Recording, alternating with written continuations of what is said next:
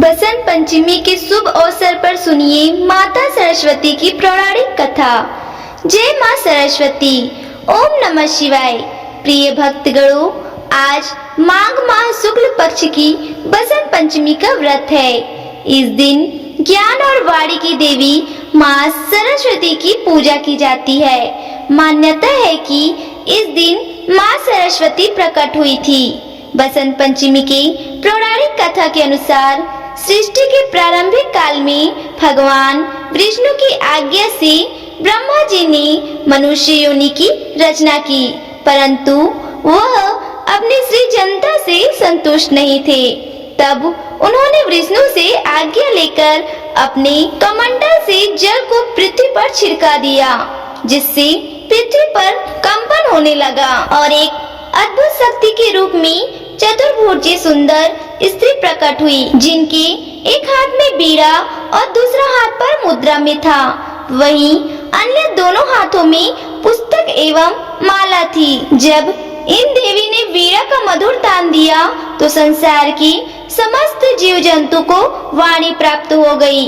तब ब्रह्मा जी ने उस देवी को वीणा की देवी सरस्वती कहा गया। सरस्वती को बागेश्वरी, भगवती, शारदा, वीणा वांदनी और भाग्य की देवी सहित अनेक नामों से पूजा जाता है। संगीत की उत्पत्ति करने का कारण वह संगीत की देवी भी है। इस तरह से देवी सरस्वती का प्रादुर्भाव हुआ। इस तरह माँ सरस्वती के अवतरण दिवस के रूप में बसंत पंचमी का पर्व मनाया जाता है। गंगा माता और सरस्वती माता की कथा। एक बार की बात है, सरस्वती माता ब्रह्मा लोक में अपनी बीड़ा बजा रही थी। तभी माता लक्ष्मी वहाँ प्रकट हुई। माता सरस्वती ने उनका स्वागत किया और उनको आसन पर बैठाया। तब माता सरस्वती ने उनसे यह आने का कारण पूछा। तब माता लक्ष्मी ने अभिमान के साथ कहा कि मैं तो लक्ष्मी हूँ, मुझे जल कल्याण के कार्य में बहुत व्यस्त रहना पड़ता है। आज थोड़ा सा समय मिला है तो सोचा आपसे मिलने आ जाऊं। मुझे सबको धन, वैभव और सुख देना होता है। मेरे बिना तो इस दुनिया का जल पानी भी असंभव है।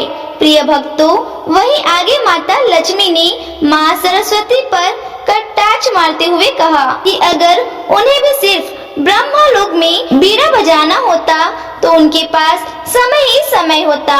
माता लक्ष्मी की अहंकार भरी बातें सुनकर माता सरस्वती को बहुत क्रोध आया, जिसके बाद उन्होंने माता लक्ष्मी को कटाक्ष करते हुए कहा, देवी लक्ष्मी सत्य है, आप वैभव की देवी हैं, लेकिन फिर भी आपको चंचलना कहा जाता है। आप कहीं भी बिल्कुल भी स्थित नहीं रहती, लेकिन मैं आपके बिल्कुल विपरीत हूँ। मैं जिस जगह जाती हूँ वहाँ आजीवन के लिए बस जाती हूँ। आपको तो कोई भी चुरा सकता है, डाका डाल सकता है, लेकिन मुझे नहीं, बल्कि मैं तो बांटने से बढ़ती हूँ। मेरा प्रचार प्रसार जितना होगा मैं तो उतनी ही बढ़ती जाऊंगी।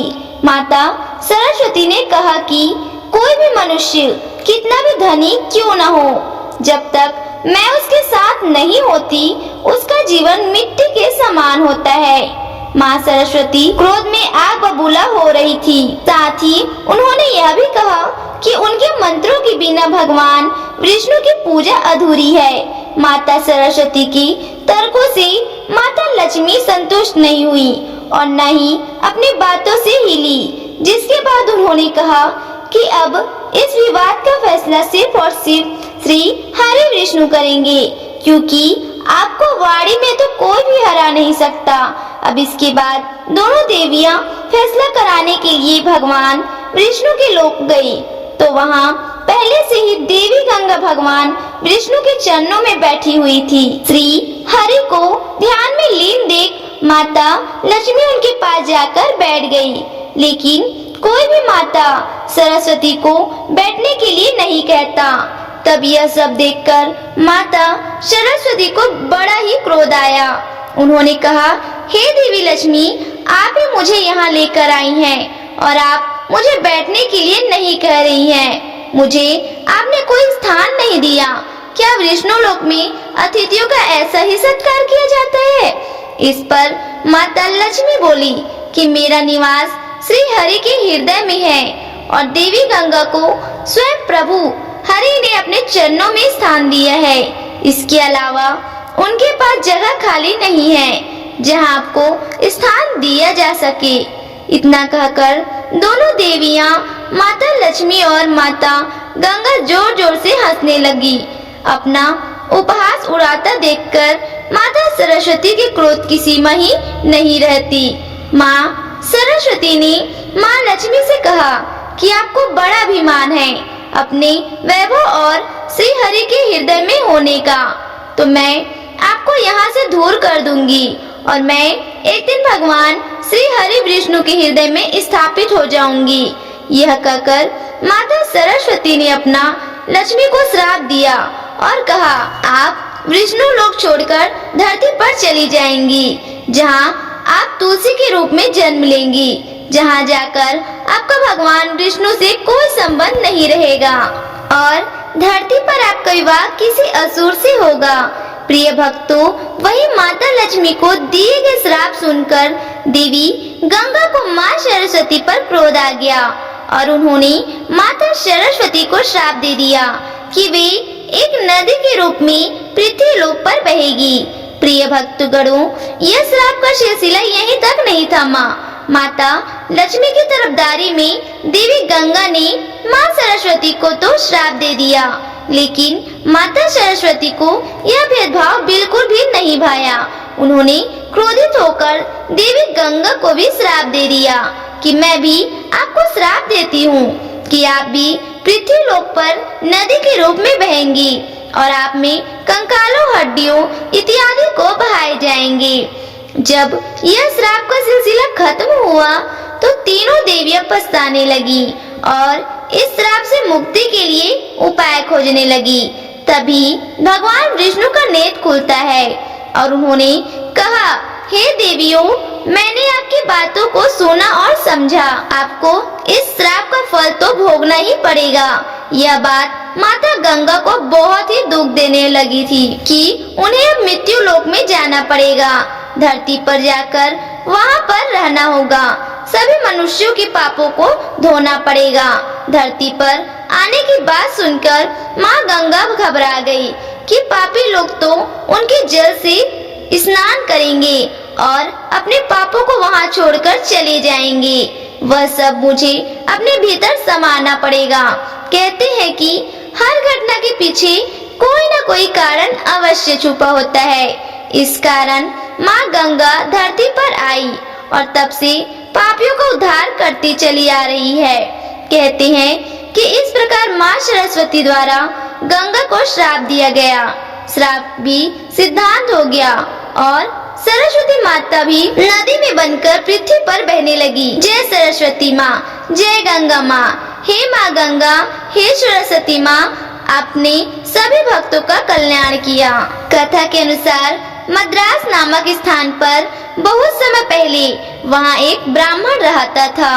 उस समय सरस्वती और लक्ष्मी की आपस में नहीं बनती थी, इसलिए वह सरस्वती का पुजारी ब्राह्मण निर्धन था।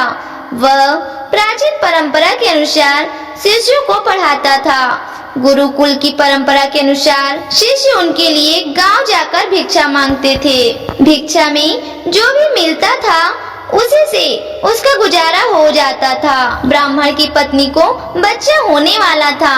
ऐसे में ब्राह्मण की पत्नी को चिंता होने लगी कि उसकी संतान का लालन पालन इतनी गरीबी में कैसे होगा।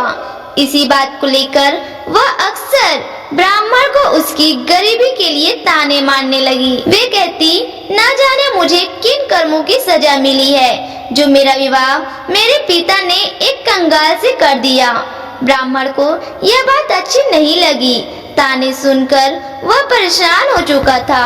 फिर एक दिन उसने एक फैसला लिया और अपने सबसे प्रिय और सूझबूझ वाले सबसे तेजस्वी शिष्य को बुलाकर सारी जिम्मेदारी उसे दे दी। इसके बाद 4-5 महीने में लौटने का आवासन देखकर धन कमाने राजधानी चला गया। ब्राह्मण के जाने के बाद वह शिष्य ने अपनी सारी जिम्मेदारियां ईमानदारी के साथ निभाया। आसपास के गांव वालों को जब पता चला तो वो सब लोगों ने मिलकर ब्राह्मण के यहाँ अनाज और जरूरत का बाकी सामान भिजवा दिया। आश्रम में बाकी शिष्यों को वह शिक्षा देने लगा। इस तरह सब कुछ सही रास्ते पर चलने लगा। एक रात को ब्राह्मणी ने पुत्र को जन्म दिया। दरवाजे के पास खड़े शिष्य को जब पता चला तो उसने सोचा कि आगे क्या क्या करना है। इस बारे में गांव के बुजुर्ग से सलाह लेनी चाहिए।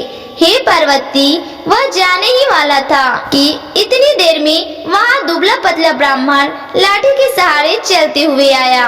उसकी वेशभूषा देखकर शिष्यों को लगा कि शायद वह कोई भिखारी है। शिष्य बोला, ओ बाबा, कौन हो तुम? आधी रात को यहाँ कैसे आना हुआ?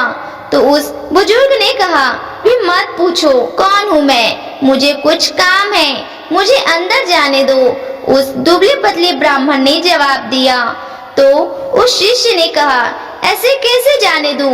कम से कम अपना परिचय तो दीजिए। और भला आप इस स्थिति में एक असहाय स्त्री के पास कैसे जा सकते हैं? शिष्य दरवाजे पर रास्ता रोके हुए खड़ा था। ब्राह्मण ने हंसते हुए जवाब दिया, तो सुनो, मैं विधाता हूँ, सबका भाग्य लिखने वाला। आज यह बच्चा पैदा हुआ है तो बस उसी का भाग्य लिखने चला आया। भाग्य लिखने वाले को कौन रोक सकता है भला?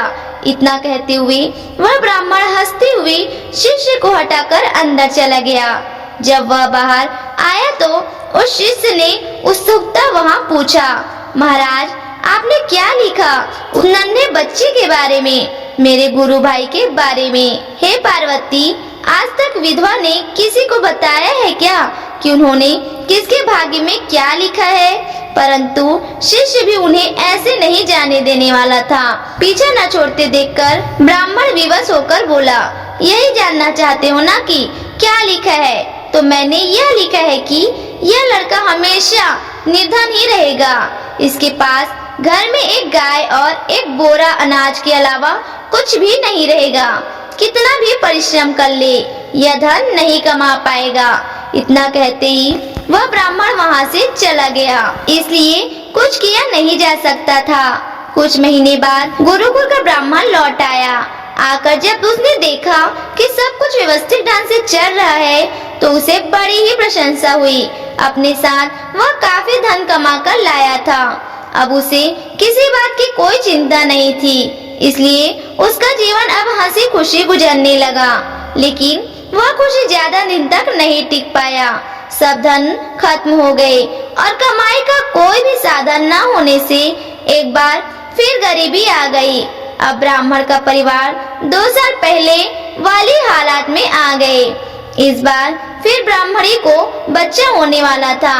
ऐसे में जब ब्राह्मण ने शिष्य से अपनी स्थिति के बारे में विचार विश्रम किया तो शिष्य ने उसे फिर से राजधानी जाने की सलाह दी। ब्राह्मण पहले की तरह अपने सारी जिम्मेदारी अपने उसी बुद्धिमान शिष्य के कंधों पर छोड़कर राजधानी चला गया। जब कुछ वैसे ही फिर से चलने लगा जैसे पहले चलता था, फिर से गांव के लोग अनाज व जरूरी सामान दे गए। समय आने पर ब्राह्मणी की कोख से एक कन्या ने जन्म लिया। जब शिष्य को इस बात की खबर हुई तो वह गुरु बहन को देखने के लिए गया, लेकिन उसके पहुंचने से पहले ही वहां पर वही दुबला पतला ब्राह्मण पहुंच गया था जो अपने आप को विधाता बता रहा था। उसे देखकर शिष्य को बहुत गुस्सा आया, परंतु वह कर भी क्या सकता था। हे पार्वती, जब वह ब्राह्मण भाग्य लिखकर बाहर निकले तो शिष्य ने पूछा, कहो महाराज, अब कौन सा चक्र रच कर आए हो? उस ब्राह्मण ने कहा, अरे भाई, गुस्सा क्यों होते हो? मैं तो यहाँ बस अपना काम करने आया था। सबका अपना काम होता है, मेरा भी काम है, इसमें मैं क्या कर सकता हूँ? इस प्रकार से चेहरे पर व्यंग्यात्मक मुस्कान लिए हुए ब्राह्मण ने कहा। तो शिष्य बोला, आखिर मेरी गुरु बहन के भाग्य में क्या लिखा है आपने? तब उस ब्राह्मण ने कहा, इस लड़की का विवाह नहीं होगा। हाँ, लेकिन इसे देखने वाले बहुत आएंगे, फिर भी यह सारा जीवन कुंवारी ही रहेगी। इतना सुनते ही शिष्य को गुस्सा आ गया और उसने उस ब्राह्मण को वहाँ से भाग जाने के लिए कहा। ब्राह्मण पहले की ही भांति मुस्कुराता हुआ चला गया, लेकिन उस शिष्य के मन को अशांति दे गया। वह सोच में पड़ गया कि अगर यह सच में विधाता था तो उसके गुरु भाई और गुरु बहन का भविष्य क्या लिखा होगा, कैसे कटेगा उसका जीवन, मैं क्या कहूँ। धीरे धीरे समय बीतने लगा। 1 साल, 2 साल, 3 साल करते करते कई साल बीत गए। शिष्य का गुरु यानी कि वह ब्राह्मण वापस नहीं आया। राजधानी से जितने व्यक्ति आते उतनी बातें करते।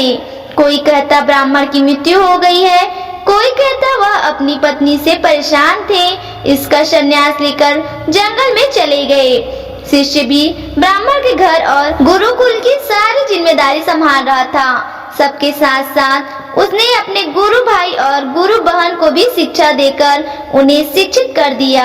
इस तरह 18 साल बीत चुके थे। ब्राह्मणी का पुत्र 20 वर्ष का हो गया। शिष्य को अब लगने लगा कि वह उसका गुरु भाई गुरुकुल की व्यवस्था संभालने लायक हो गए हैं। इसी विचार से अब शिष्य अपनी सारी जिम्मेदारियों से देकर वहाँ से विदा लेना चाहता था। ब्राह्मणी व उसके पुत्र और पुत्री ने उस शिष्य को रोकने का बहुत प्रयास किया, मगर सब व्यर्थ था। शिष्य जब जा रहा था तब गुरु भाई उसे छोड़ते हुए कुछ दूर तक उसके साथ गया। जब गुरु भाई आशीर्वाद लेकर वापस लौटने को हुआ तब उस शिष्य ने कहा, भाई मैं जा रहा हूँ, मगर जो मैं अभी तुम्हें 2 बातें बताऊंगा उस बात का ध्यान रखना।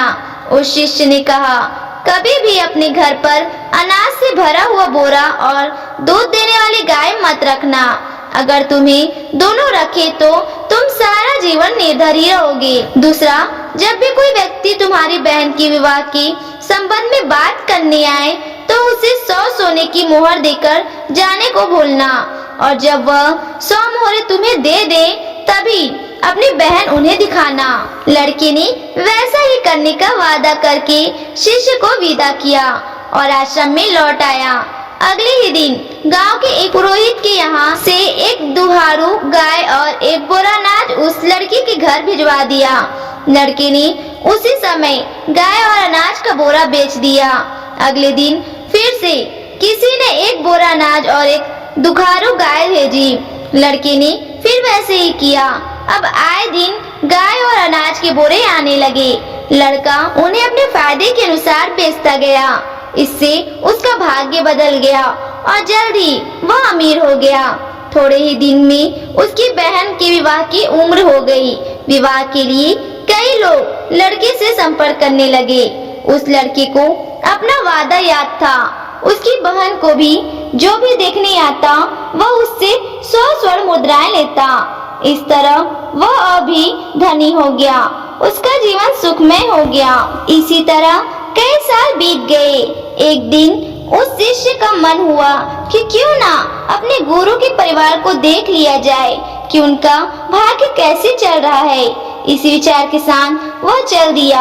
अभी वह गांव के बाहर ही पहुंचा था कि उसे वहीं दुबला पतला ब्राह्मण एक गाय, एक बोरा अनाज और एक पोटली में मुद्राएं ले जाते हुए दिखाई दिया।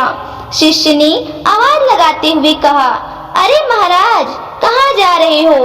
ब्राह्मण ने उसकी ओर देखा और गुस्से में ऊंची आवाज में बड़बड़ाना शुरू कर दिया।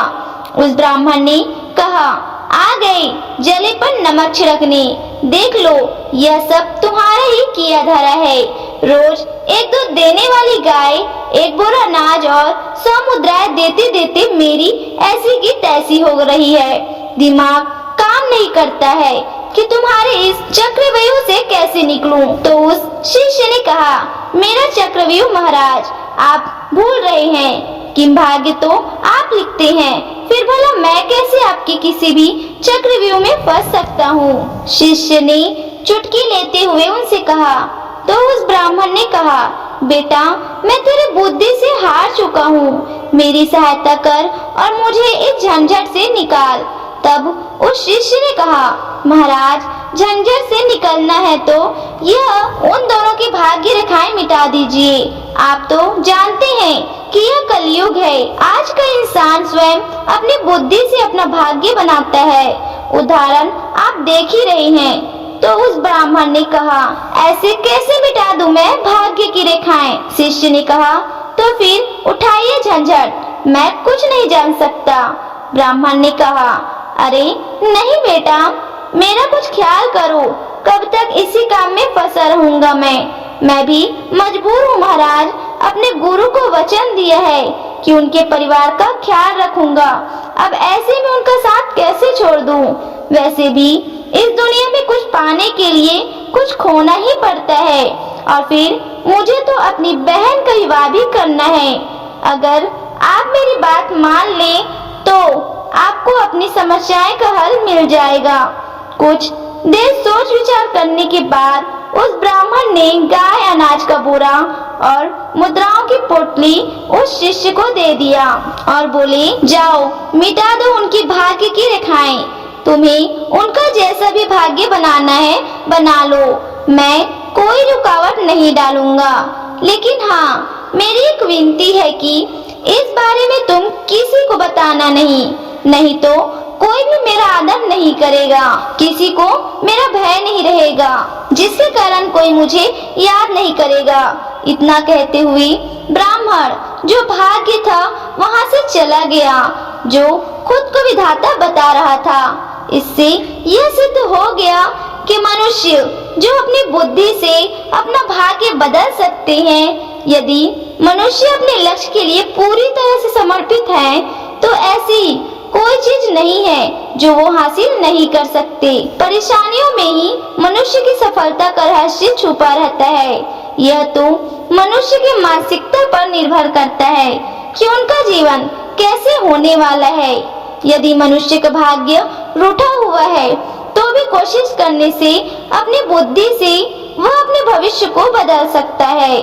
मनुष्य में अथाह क्षमता है कि वह अपने भाग्य को बदल दे, किंतु मनुष्य अपने भाग्य पर ही रोता रहता है। भाग्य भी उसकी परीक्षा जरूर लेता है। जय माँ सरस्वती। तो दोस्तों, कैसी लगी आपको हमारी यह वीडियो? कमेंट करके जरूर बताएं, और अगर आपको हमारी यह वीडियो अच्छी लगी हो तो वीडियो को लाइक और चैनल को सब्सक्राइब करना ना भूलें। अगली बार हम फिर मिलेंगे एक खास वीडियो और टॉपिक के साथ। जब तक के लिए बहुत बहुत धन्यवाद।